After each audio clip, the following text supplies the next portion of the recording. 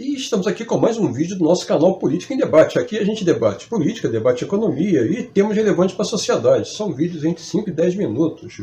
E estamos aqui na revista Fórum, Ataque à Democracia. Ibanez Rocha faz revelação surpreendente à Polícia Federal sobre ataque terrorista e acena para Lula. O governador do Distrito Federal foi afastado do cargo por 90 dias sob suspeita de ter sido omisso e conivente com a tentativa de golpe de Estado. É bom lembrar que no dia 8 ele não estava lá em Brasília, muito menos o Anderson Torres, que tinha viajado de férias para os Estados Unidos de uma forma muito conveniente.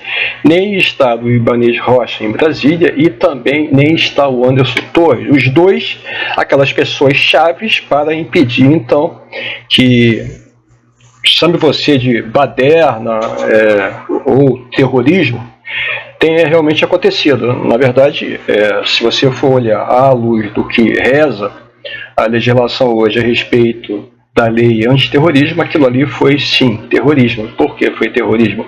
Porque a lei foi modificada em 2021 justamente no âmbito do governo Bolsonaro, porque eles queriam criminalizar a esquerda e aí incluíram como um crime de terror, por exemplo, uma tentativa de derrubada do poder. Eles estavam evidentemente mirando as esquerdas, mas o tiro saiu pela culatra, né? Afinal de contas agora é um governo progressista que foi eleito, venceu a eleição de 2022 e agora, evidentemente, a tentativa de derrubada do governo de poder, instituindo aqui uma autocracia que agora se sabe sobre o comando do ex-presidente Jair Messias Bolsonaro, golpista desde sempre.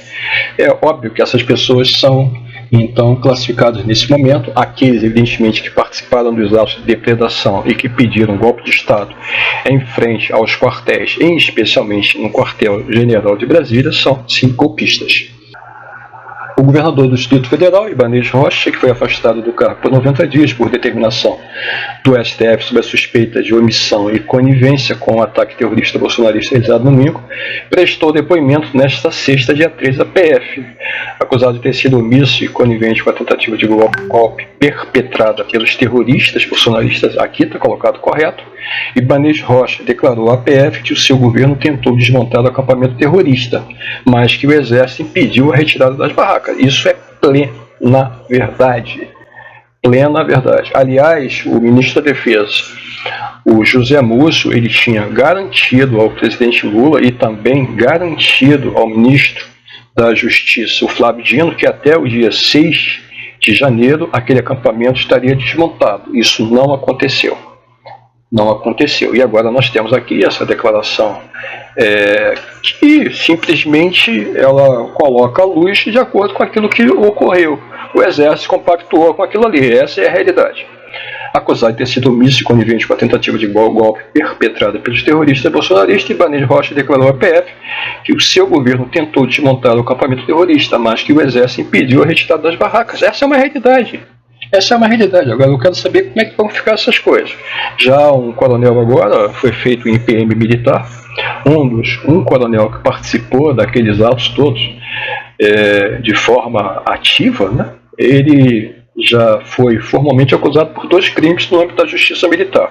Se vai acontecer alguma coisa com ele ou não. Mas eu quero saber, na realidade, porque quem manda que não se retire as barracas não é um coronel. Obviamente que isso está no âmbito dos comandantes, que são generais. Né? Vão chegar até essa gente golpista, né? Vamos aguardar.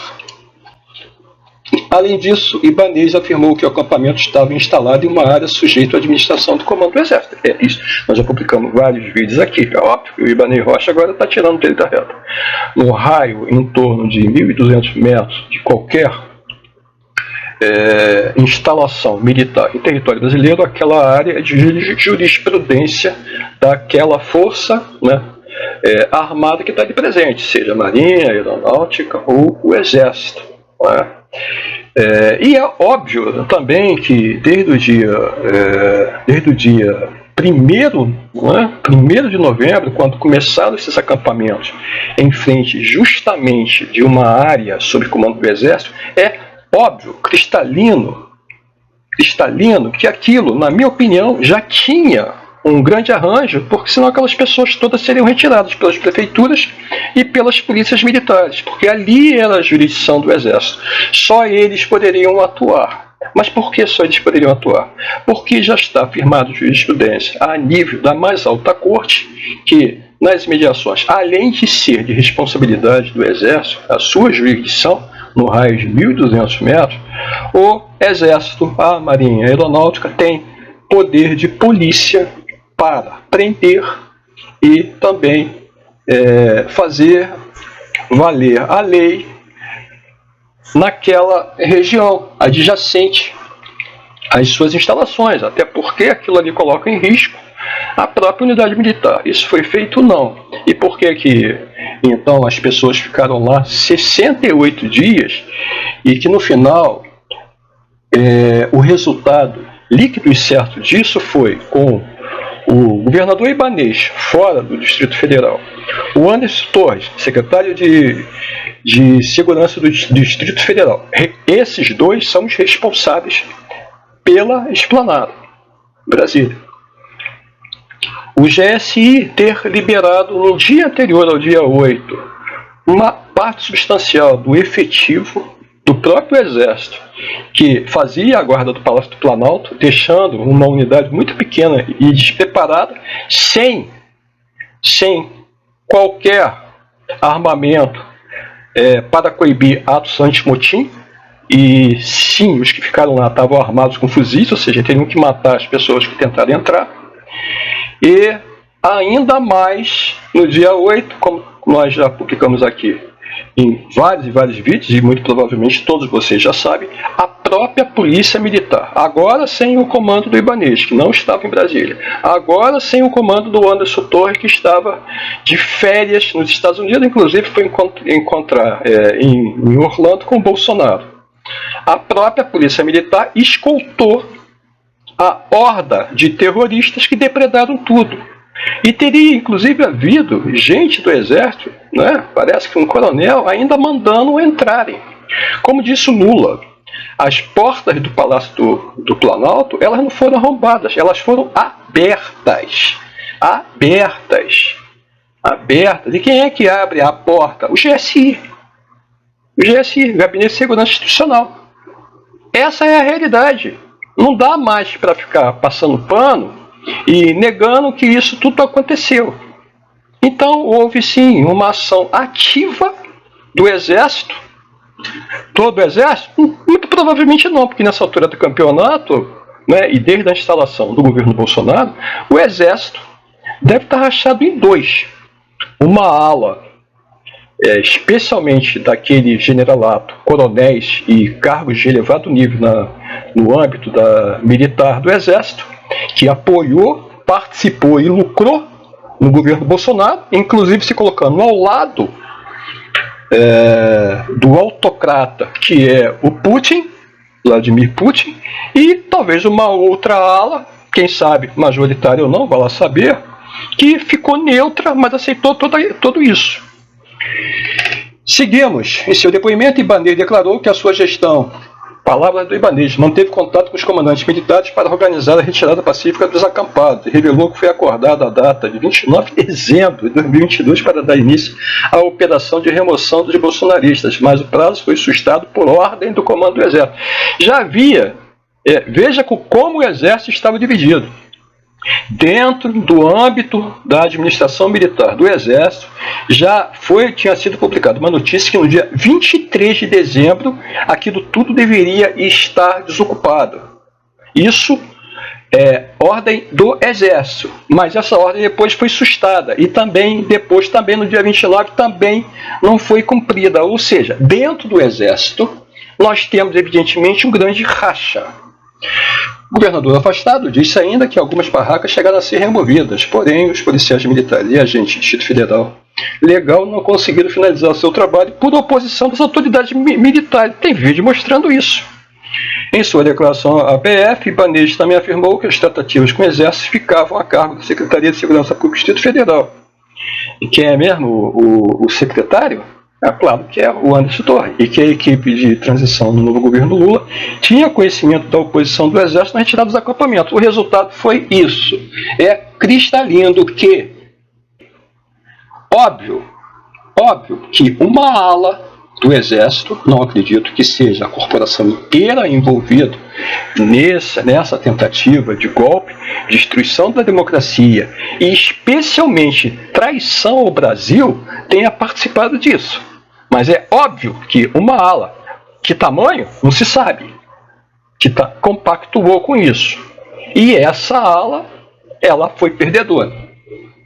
Depois de se depredar tudo, veio então o cumprimento da ordem de repressão. E aí o movimento foi desbaratado. E aí, finalmente, no dia seguinte, se levou para rastreamento quase 2.000 pessoas, 1.800 e cacetada, e já foi para Papuda, ala feminina e masculina, em torno de 1.400 pessoas. Então me parece que na organização militar houve uma grande luta política interna e essa fração golpista, ela foi perdedora nesse processo. E aí a outra fração não golpista, que se mostrou democrata em consonância com respeito à instituição e à democracia, venceu. Agora, você acha que isso aconteceu aqui simplesmente pelos belos olhos do Lula? Eu não acredito. Se fosse só isso, se não houvesse uma grande conjuntura geopolítica envolvida, teria havido esse golpe, sim. Esse golpe teria rolado. E qual é essa conjuntura? Simples, interferência, direta ou indireta, do Joe Biden, nos Estados Unidos, e também uma sintonia, nesse caso, muito provavelmente, entre as autoridades militares de alto escalão americano, que lá são profissionais.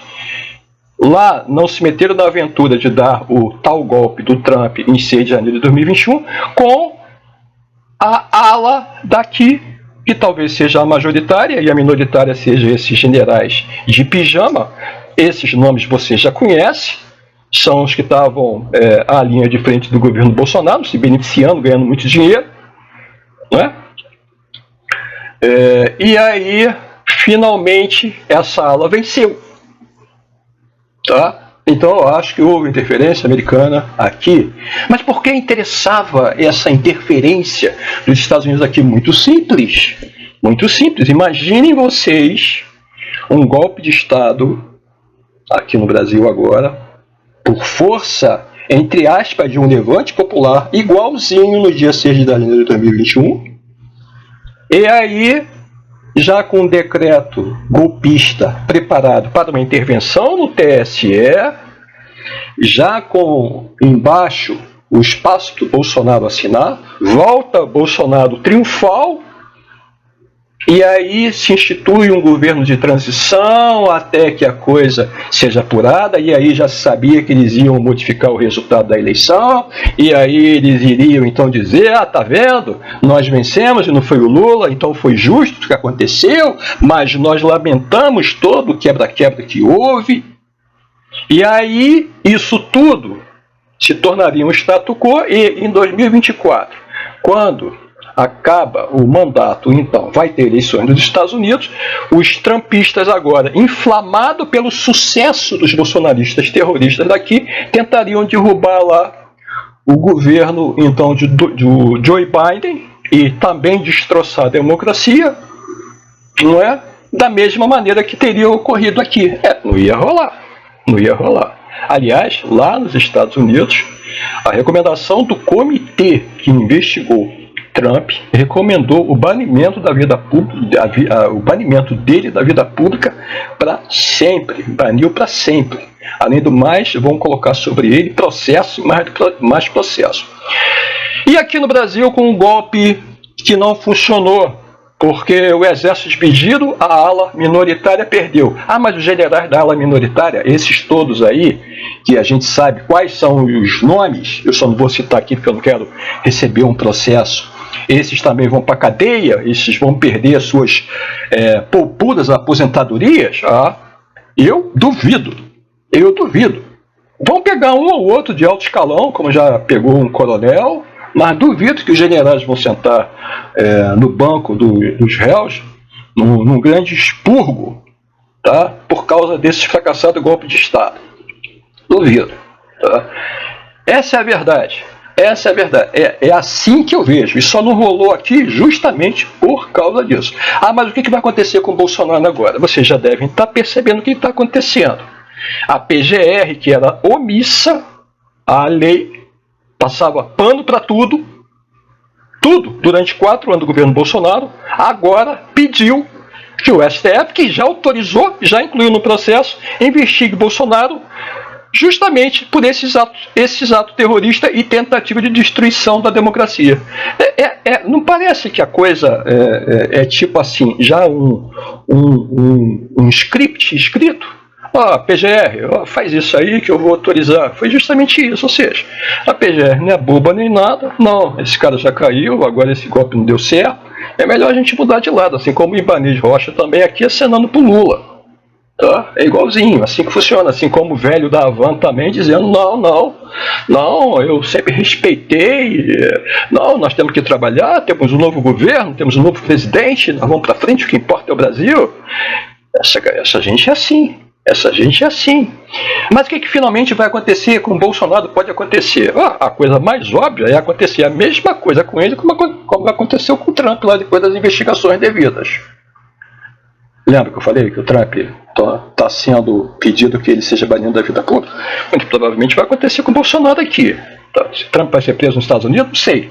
Tá? Mas o Bolsonaro aqui, se ele voltar para cá, aqui talvez ele vá para a cadeia. E além de perder os direitos políticos pelo menos por 8 anos. Tá? Aqui, não sei se seria banido igual nos Estados Unidos, que a lei lá é muito mais rigorosa. Aqui passa pano em cima. Tá? Tanto é que tem muita gente aí que ficou 8 anos sem poder assumir um cargo público e voltou. Um deles é o próprio presidente do PL. Não é? É o próprio presidente do PL. O cara está lá, participando disso de uma forma indireta, mas está. Afinal de contas, Bolsonaro é a liderança máxima do Partido Liberal.